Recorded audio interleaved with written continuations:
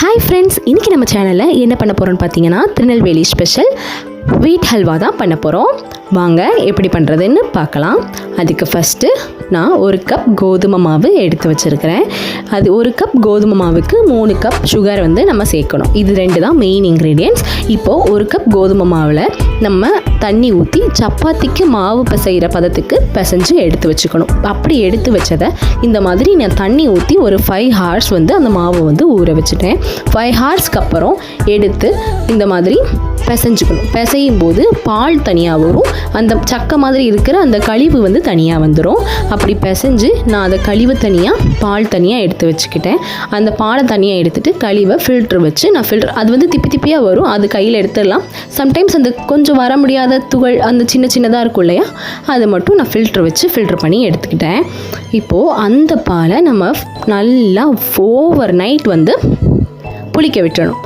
புளிச்சதுக்கப்புறம் காலையில் இந்த மாதிரி புளிச்ச தண்ணி செப்பரேட்டாக வந்துடும். அந்த பால் கீழே செப்பரேட்டாக செட்டில் ஆயிடும். இப்போ மேலே உள்ள இந்த தேவையில்லாத புளிச்ச தண்ணியை எடுத்து நம்ம கீழே ஊற்றிடலாம். ஊற்றிட்டு கீழே இருக்கிற கோதுமை பாலில் கொஞ்சமாக எக்ஸ்ட்ராவாக தண்ணி ஆட் பண்ணி நல்லா மிக்ஸ் பண்ணிக்கணும்.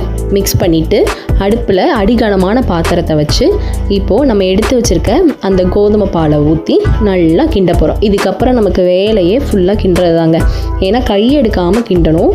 ஏன்னா கை எடுத்துட்டோம் அப்படின்னா, இல்லை நம்ம ஏதாவது ஒரு வேலையாக போயிட்டோம் அப்படின்னா அது கட்டி கட்டியாக சேர ஆரம்பிச்சிடும். கட்டி கட்டியாக செஞ்சு நமக்கு அல்வாவோட கன்சிஸ்டன்சி கரெக்டாக கிடைக்காது. ஸோ நம்ம பாலை ஊற்றுனதுலேருந்து ஃபுல்லாக நம்ம கிண்டிக்கிட்டே இருக்கணும், கை எடுக்காமல் கிண்டிக்கிட்டே இருக்கணும். இப்போ ஹல்வாவுக்கு கலர் வேணும்ல, அதுக்காக நான் சுகரை கேரமலைஸ் பண்ணுறேன். கேரமலைஸ் பண்ணி அதில் ஆட் பண்ண போகிறேன். நல்லா கிண்டிக்கிட்டே இருக்கணும். இந்த கன்சிஸ்டன்சியில் நம்ம நெய்யோ இல்லை எதுவுமே ஆட் பண்ணக்கூடாது.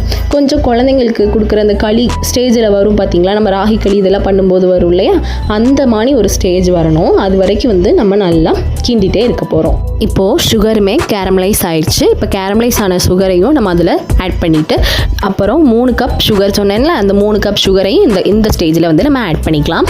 ஆட் பண்ணிவிட்டு நல்லா மிக்ஸ் பண்ணி அந்த சுகர் மெல்ட் ஆகிற வரைக்கும் மிக்ஸ் பண்ணிவிட்டு அப்புறம் நம்ம இப்போது கொஞ்சம் கொஞ்சமாக நெய் சேர்க்க ஆரம்பிக்கலாம். நெய் நான் ஃபஸ்ட்டு 2 டேபிள் ஸ்பூன் ஆஃப் நெய் நான் ஆட் பண்ணியிருக்கேன். அதுக்கப்புறம் நீங்கள் கிண்டும் போதே உங்களுக்கு தெரியும், அதை வச்சு நீங்கள் கொஞ்சம் கொஞ்சமாக ஆட் பண்ணிக்கலாம். நெய் ஓவராக வேணும்னா ஓகே, அப்படி இல்லாட்டி உங்களுக்கு எவ்வளோ தேவையோ அந்த அளவுக்கு.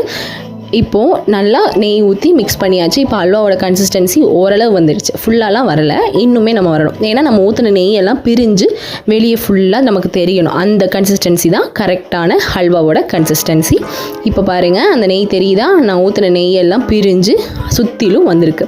இப்போது ஒரு 5 மினிட்ஸ் மட்டும் அடுப்பில் விட்டுட்டு இறக்கிடலாம். சூப்பரான ஹல்வா ரெடி ஆயிரும். உண்மைக்குமே இதோட டேஸ்ட் அட்டகாசமாக இருக்கும். திருநெல்வேலி ஹல்வா சாப்பிட்டவங்களுக்கு தெரியும் அது எப்படி அந்த எக்ஸாக்டாக அந்த சாந்தி கடையில் உள்ள ஹல்வா டேஸ்ட்லாம் இருக்கும்ல, அதே மாதிரி டேஸ்ட்டு கண்டிப்பாக இருக்கும். நீங்கள் கண்டிப்பாக செஞ்சு டேஸ்ட் பண்ணி சொல்லுங்கள் எப்படி இருந்துச்சுன்னு. இப்படி கடாயில் நம்ம ஹல்வாவில் வச்சு இப்படி சுற்றும் போது கடாயில் சுற்றணும், கடாயில் ஒட்டக்கூடாது. கடாயில் இப்படி நம்ம கரண்டியோடு சேர்ந்து சுற்றணும். அதுதான் கரெக்டான ஹல்வாவோட கன்சிஸ்டன்சி. இப்போ சூப்பரான ஹல்வா ரெடி ஆயிடுச்சு.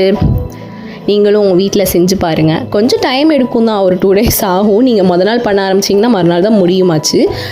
ஏன்னா நாளே நம்ம அந்த ஊற வைக்கிற ப்ராசஸ் அப்புறம் பால் எடுக்கிற ப்ராசஸ்லாம் இருக்கிறதுனால. ஆனால் நீங்கள் செஞ்சு பாருங்கள், இட்ஸ் ரியலி ஒர்த்.